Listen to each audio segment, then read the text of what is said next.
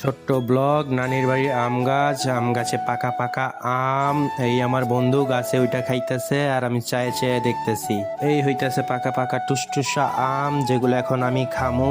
সাথে কিছু কাঁচা আমও পাইরা নিমু ভর্তা খাওয়ার জন্য। আর যে গরম পড়ছে, এখন গরমের মধ্যে কাঁচা আমের ভর্তা খাইতে কিন্তু সেই লাগবো। এখান থেকে আম পাড়া শেষ, আমগুলা কাঁচাতে পড়ছিল দেখে ধুয়ে লইতেছে। আর এখান থেকে যা দেখতেছেন এগুলো হইতেছে ধানের জমি। এখন বর্তমান ধান কাটা শেষ, এখানে মাছ চাষ করা হইব। আর এই গাছের আমগুলো ছোট ছোট, তারপরেও কয়েকটা পারছি এখান থেকে।